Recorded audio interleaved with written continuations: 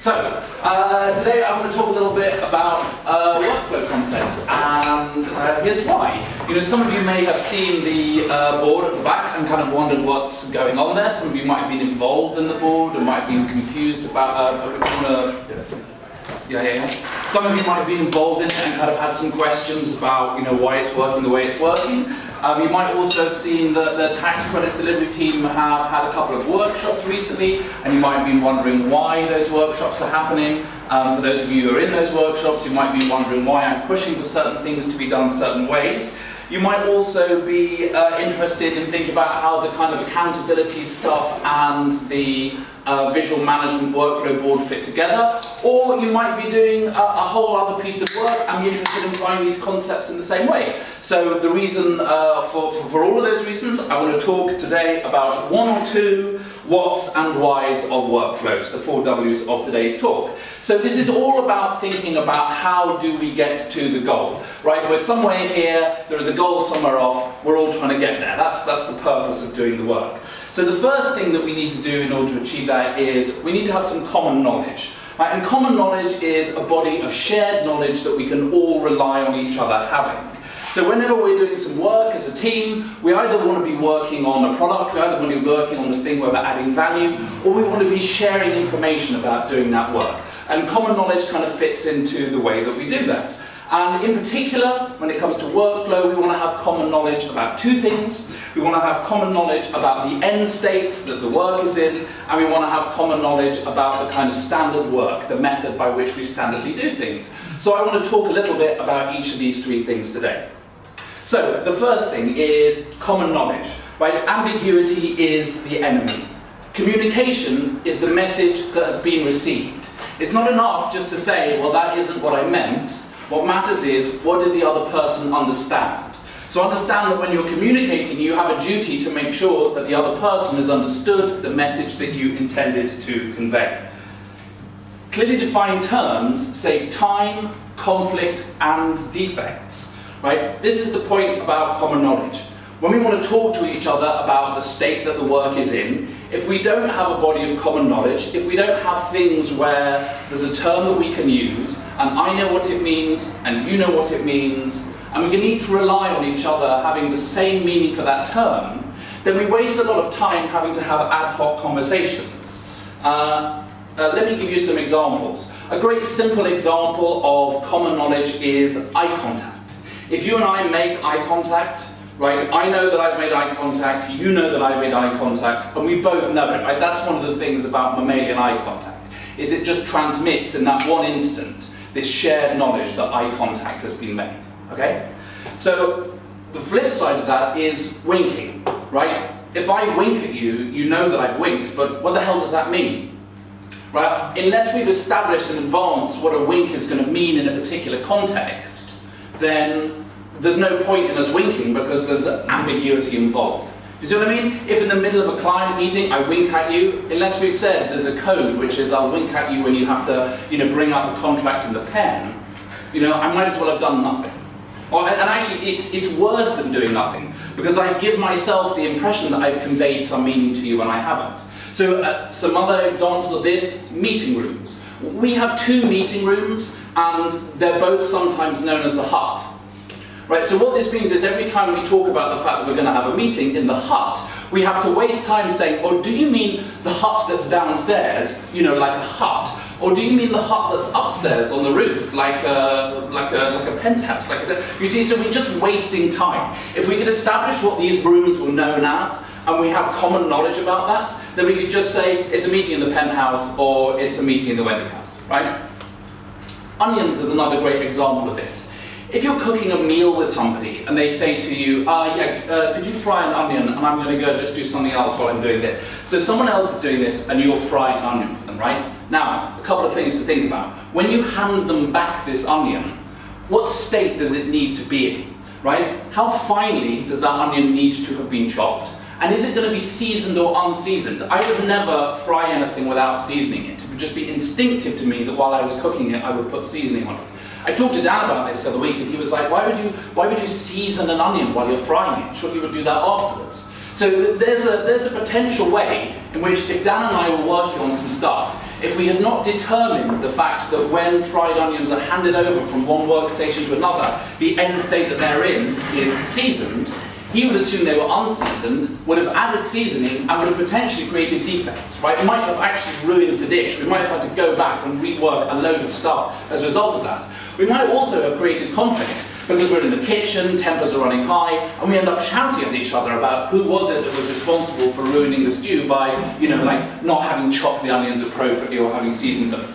So these are some ways in which common knowledge as a team help us work together, because we have things that we can refer to and we all know what they mean. The first way in which it's useful as a team to have some common knowledge is thinking about the end state that work needs to be in. Now, the reason why I keep focusing on the importance of end state is because the end state is what the client wants. The client wants results, right? The client cares about what we deliver, not about what we do. You know, it doesn't actually matter what we do. What matters is what we achieve. What we want is to be effective rather than busy. Here's a quote from Taiichi Ohno's Workplace Management. Taiichi Ohno was the founder of the Toyota production system. And he says, "I'm making a lot of noise these days telling people not to be deceived by the appearance of work. They say, look how hard our people are working. But I tell them, that is not called work. That is just having fast hands. We don't want to have fast hands. We want to be effective rather than busy." And that's one of the interesting things about focusing on end states, is it puts us in a frame of mind of being effective rather than busy. Sometimes when trying as a team to move a piece of work from one end of the workflow to the other, it's actually more effective to sit idle, waiting for an important piece of work to come to you later in the day, than it is to start on something else, which might introduce a delay on a critical path. So be effective rather than be busy. Focus on the end rather than the task. In fact, all workflows are basically just two states. Add value to the client and add value to us. And generally that means deliver a piece of work to the client and get paid for it, right? So we can always essentially reduce everything that we do to those two activities, delivering a result for the client and delivering a result for us. The end state of a workflow is the purpose of a team. It is the goal. It is the reason why the team exists, to move work into the end state. Everything that a team does should be in service of that purpose. Why are we having this meeting? Well, we're having this meeting because, and the ultimate answer we should be able to row back to is, it makes it more possible for us to move more work more effectively into the end state. In a critical path, we're interested in saying, what's the latest point that a piece of work can be done? And bear in mind, when we're thinking about end states, the same is true on a workflow board. Because on a Kanban board, like the one behind you, by all means turn and have a look, there it is. It's beautiful, isn't it? Appreciate it? Every column on a Kanban board is a state. And that state says, all the pieces of work that are in this column have achieved this state. It is the state that is true for everything in that column. It is not what is being done in that column. What is being done in that column is an attempt to move that piece of work into a state that is closer to the ultimate end. Right? Now, when we define the workflow, what we're trying to do is we're trying to say, what is the latest point towards the very end that a particular thing has to be true? We insert something as like a gate onto the board at the last minute. That doesn't mean we have to do it at the last minute, but it means that we're identifying the last point at which it can be done. Anyone who's done any project management will recognize that as kind of the critical path. We're saying, what is the last moment that this can happen? Because that allows us to prioritize more effectively. Okay? So that's end states and the value of end states. The other thing that we want to create common knowledge about as a team, and these two things really sit hand in hand, right? The two of them absolutely go together, is standard work. In any factory, we have a standard process that takes some raw material and transforms it into an output using a defined process, right? That's the standard process. Standards are not banned in open culture. Standards are not, a bad thing. In fact, standards are really useful because standards represent the accumulated body of knowledge that we have. And that accumulated body of knowledge is something that we have paid for. It's our competitive advantage. You know, it's the way that we stay ahead. So it's really important that we make use of it. But in open culture, standards are requests. And requests are things that can be refused. Requests are things that are non-violent as opposed to demands, which are enforced using power and which you have to do or else. Right? So they're a way of saying, this is the way that we currently believe is the best way of doing it. This is the way that we expect it to be done as standard, but there may be reasons why you don't want to do it this way. Now, in order to have a system where we have that amount of variety, it's really important that we have clarity. Right? Variety is enabled by clarity. Clarity over the end state. If the end state is well defined, then we should be able to use any method to get there. If what we find is that by varying the method there's some problem with the work, it's defective in some way, what that tells us was the end state was not properly defined and we need to go back to it. With a well-defined end state, any method should be possible. And the reason why we want to allow different methods is because it's through variation that we achieve innovation. Right? By trying out different methods, we might find one that's better than the one we have now. Or we might find some other ones that are at least as good as the ones we have now, more or less, but that are in some way more fun, in some way more engaging. Actually, just engaging in the practice of variation and experimentation stimulates our creativity. When we're in a creative space over one thing, we're more likely to be in a creative space over others, right? So we foster a culture of innovation in the business by allowing us to innovate in the way that we work. But also remember the fundamental principle in open culture, right? Everybody should have fulfilling work. If your work is not fulfilling, it's your responsibility to make it so. And one of the ways that you can do that is by changing the way that you do the work now, rather than by changing your role. So having that freedom to have variety is really important. Variety also allows us to give a tailored service to the client.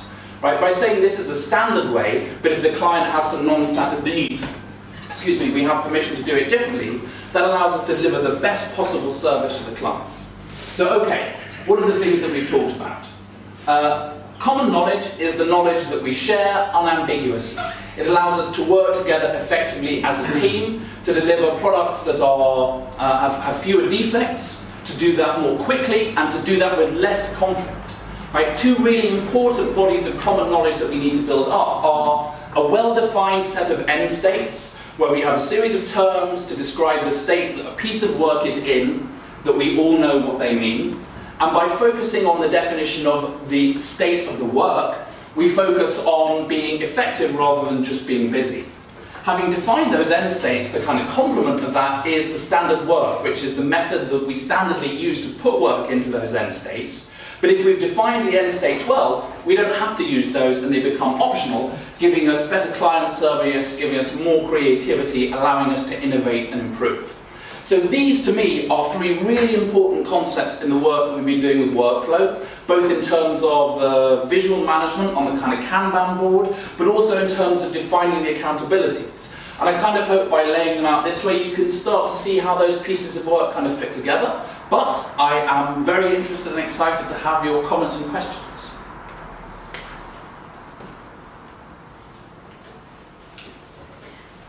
I was just going to say that I've been working on this with you, and it's even nice for me to feel like it's all consolidated into one. Cool. Thank you.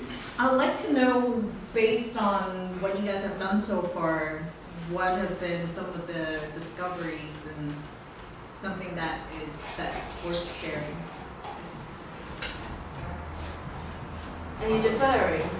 Well, I know I'm inviting. I mean, I can definitely say a couple of things that I think are interesting. One of which is that it's quite common when you start to do this piece of work that you surface something that happens during the journey that a piece of work goes on, which is actually really important because it's kind of where the magic happens, but that you previously hadn't actually focused any attention on.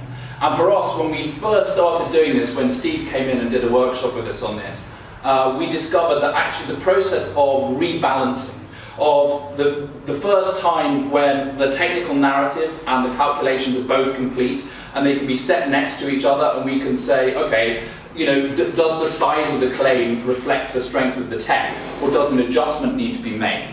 This is the area where our expert knowledge transmits, most effectively into value add for the client. And it was interesting to see that that's a stage that the work goes through that we didn't really have any kind of terminology for and perhaps weren't celebrating enough. So that was a really important piece of learning.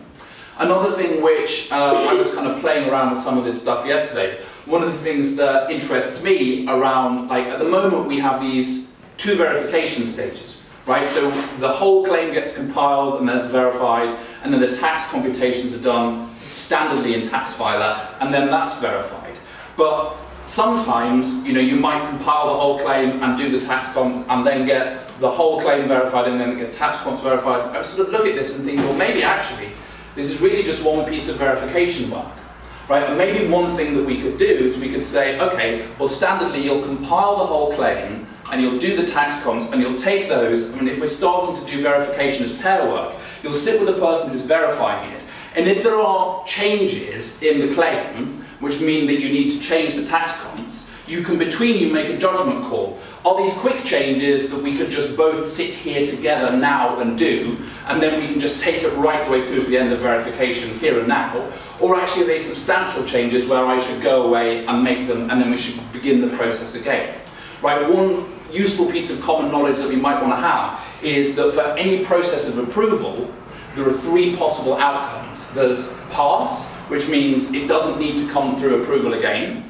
There's pass with amendments, which means provided these specific changes are made, it doesn't need to come through approval again. And then there's fail, which means it needs to come through again. So that would apply, for instance, when we receive some data from a client, like the tech data, it goes to a tech CM. The tech CM can report back pass with amendments or fail. And we know that this checking stage we're going to get that. So similarly with the verification, you might sort of say, okay, well, this is pass with amendments, which means, I'm prepared to pick the verification up again at this point, or it's failed, which means actually we should stop it again. So those are some interesting things that have occurred to me. Anybody else is involved in this workflow have anything that's kind of come up for them that's been interesting? I think, for me, and then Don? I think for me, what's interesting, it allows you to see what's important and what's urgent. Because you could potentially start some work which is urgent but not necessarily important. Once you've got work in the workflow, you can see exactly what piece of work is where at each time. And then question them, and then make a decision to say, okay, what we need to do is get this and this and this by this date, and kind of move it along easier and make it a more efficient process. Rather than it just being in the CRM in the cloud. No one has transparency of not say what everyone's doing, but the whole team is a workflow, what's going on. So it gives you that big picture, and it gives you the kind of global picture of the workload of the team rather than just your own slice of it. Yeah, I also think it improves productivity and efficiency within the team. Because once we know where things are, we know exactly where it's at or which time. All right, cool. Do you help with this? I've done this, blah, blah, blah. I'm free to help you with this piece of work, and it allows everything to be smoothly through the process. There's been some things sort of since we've been working on it that have occurred to me, and like as we were discussing, now we've got quite a detailed key of what the different data and having different tasks completed along the claim preparation mean. Then I'm kind of feeling like the 3 in the middle about working on it, comparing, like doing the draft components and the claim prepare. All those things are basically from the moment we get data till we submit, and near enough it can go in almost any order. So we've got these 3 things, but the more we're doing it, the more we're thinking, hold on, actually, but this, it could be here, but it seems to not reflect it if we're keeping it back because it hasn't got one bit, even though that could come at the last moment. And it just sort of helps you realise how it works, and I suppose nails into that there's a huge amount of flexibility in how we service the clients. It doesn't have to go in the Do you see this more as a pool as opposed to a list? That it's sort of like you can put almost 3 people on it and they bring it in. It's not about we have to do this, this and this. It's almost like as long as that's done, it's gone. Yeah. There's no specific order. No, I mean there's some things that have to be done for other things like collecting data before you can do the calcs, but pretty much, yeah. There's kind of a set of things that have to be true before we can file the claim, and it may be the case that actually there's no nesting of that. It's just that 6 checkboxes have to be and then it can be sent, and you do those in whatever order makes sense of that work. Our workflow and how it sort of, I think, as this sort of highlighting how it goes from A to B, sort of that entire journey. It's not a tick list, what can be prioritised, what slows it down, is it sort of given, because I don't know this because I'm not on the scenes, but has this helped sort of from that point of view? Definitely. Definitely. Sorry, I'm not clear on the question. Has this helped visualise the workload? Yeah, and I think that it does help with prioritising, because then my idea of like, well, the idea of not having the 3 separate columns and just having one sort of plain preparation column, if the ticks and everyone becomes really aware of the key, then that should be able to show us like how close something is to the end without having to have the separate columns. Like the key would mean that we could all prioritise better as a team rather than individuals. I've heard like that. No, I think it's, to be honest, I think Daisy and Anne have done a bloody good job on this. Well, also Ish and Sam and AZ and Amy I think all the above have done a very good job of visualising the workload.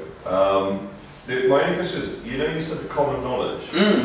How does something become common knowledge? How does it go from being that sort of shared level of information? It's something that I know and I'm trying to convey it to people. Through a workshop. Yeah, quite often, like it's about saying, you have a document that when you join a team, right, when you say, okay, I'm going to start doing some work from this workflow, you're given a document, it's like, okay, this is this team's Bible, and these are the terms that we use that mean certain things, and these are our standard works. And you go, right, okay, right, now I know those. How do you do it in a more agile environment? Because the presumption there is that for everybody that starts at the beginning, they get to share the common knowledge. But say Jay learns something very, very quickly, and based on where he's positioned, for him it's knowledge and it's very viable, it's very important. How does he, from one person, convey it to 8 people or 6 people? Because it's all well and good when you've got a team of 8 that see it as common knowledge, but how does one person convey it to a team of 6? Because there's not the vote there where you've got that volume of people that turn around and go, oh, we agree with this is what we do and this is how it's done. How does one person get that into to become common knowledge? I think that's a fantastic question, and I actually think getting good at this, getting good at explicitly knowing that we're in the process of building common knowledge, and how we're going to do that, and how does that work in our team, is a way for us of like cracking a core part of working effectively together in open culture. So, different teams and different people might do it differently, but the one thing that's non-negotiable about common knowledge is that you have to check that you are all on the same page. So I'm like, okay guys, I'd like to propose that we make it, so this is one way that it might pan out, right? A little bit of role play. I would like to propose that we adopt this term to mean this. This is a decision that I'm proposing that we take. Does anybody have advice? We go around, I hear everybody's advice, I say, okay, having heard everybody's advice, the decision that I'm going to make is this, okay? Does everybody, and then you have to go around and check, right? Does everybody understand exactly what this phrase means? And we have to interrogate it. People will be like, well, I think that, you know what I mean? You have to kind of test it. And it's only when you're sure that you all know that it's the same thing that you've got common knowledge. I mean, interestingly, we're kind of talking here about like these kind of terms are like the enduring common knowledge of a team. But also, the workflow board is a kind of common knowledge as well. It's building the common knowledge of the current state of where things are. So I see, okay, this particular claim is sitting in this column. Well, there's an enduring piece of common knowledge about what this state means, and now there's a kind of temporary piece of common knowledge that we all just look at it and go, all right, well, we all know that this piece of work is in this column, so that means that there are certain things that are true about it, there are certain things that need to be done about it, My worry is there's a lack of trust. It's where, that's my worry that sort of slows things down, which is where you've got to convince 8 people and I agree with this sort of like the conferring and turning around and going, right, do we understand the terminology? But when you've got like Jay who knows that there's a wealth of knowledge and is dealing with something head to head. Yeah. I think we need to get better at also communicating that this is the common knowledge, but also respecting what someone's saying, like Jay, when he turns around and goes, I know this because I see it day to day. And it's not so much like, well, convince me, it's turning around on this and going, do you know what, this is common knowledge. He's done this 1,000 times, I've done it 3 times, and I will bow to that better judgment, and I will it just makes it a bit more agile, where you turn around and go, okay, my 3 and his 1,000. It, you know, explains to me, Jane, and let's go on board with it. And I worry that we don't do that as well as we probably should do, which is it sometimes slows processes down. Okay. I agree with what it's saying, which is you should turn around to them and go, do you get the terminology? Does that sort of make sense? I think it does. Like, you know, if somebody sees something a lot and has kind of learned something and wants to say, you know, hey, I think that, you know, that this is something that we should all know about, something that our clients want because I'm regularly in contact with them and I'm hearing this a lot. Then, you know, the point is that, actually it's really interesting for me this, because if you say, well look, I've seen these 3 things, and in those 3 things it was not true, and someone else sort of says, well, you know, I've seen some things, and actually, if the other person says, okay, here is why I would like you to take my answer ahead of yours, because I've seen 1,000 of them, and in 90% of those cases, it was true. So I would suggest that you've actually seen some edge cases. And if somebody said that to me, I'd be like, okay, fair enough. Now that you've kind of explained it to me, it makes it easier for me to contextualize, although from my worldview, this looks completely false. Actually, it's probably true. You know, it comes back to the beach ball analogy. You know, we're all standing on the same beach ball, but if I'm standing on the red stripe, you know, then I can say, well, you know, it looks to me like everything's red. And if you're on the blue stripe, but, you know, what if actually it's one little red stripe and half of the ball is blue? And you're like, well, you know, actually, I'm not just standing on a blue stripe. I've actually gone a long way round either side, and I'll tell you that quite a lot of it is blue. So maybe you're actually standing on a small red stripe. Oh, okay, maybe I'm just standing on a small red stripe. All right, fair enough. You know, so we explain it to each other, we learn that way. Actually, I think we're quite good at it, but pointing out ways this is stuff that we can get better at is something that I'm always in favour of.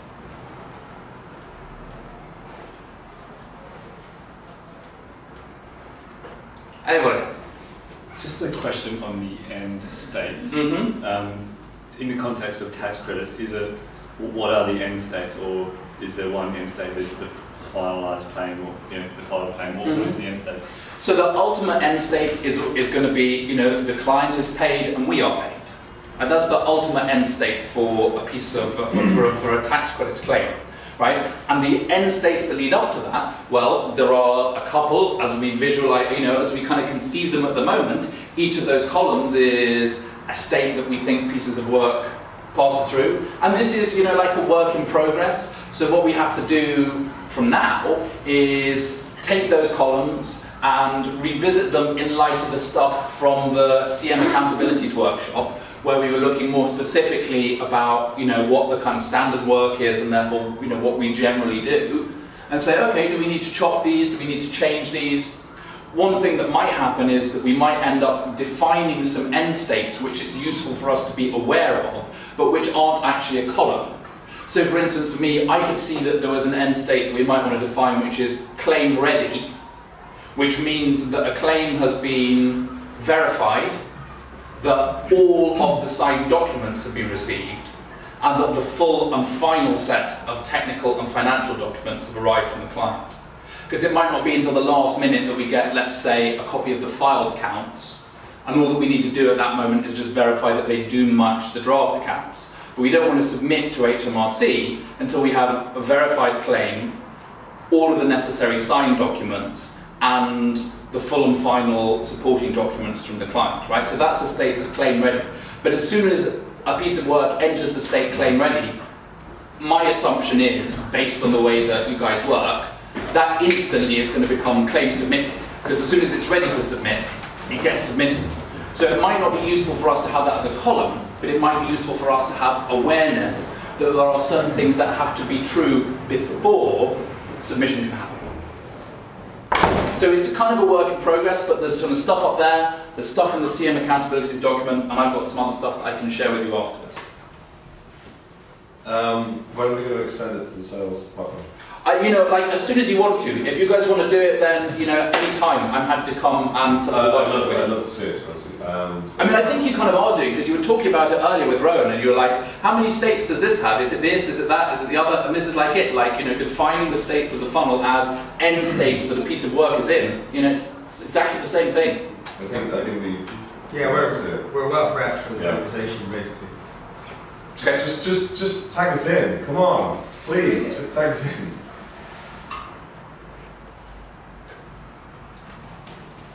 Anybody else? And you're absolutely sure as your last chance. All right, thank you very much.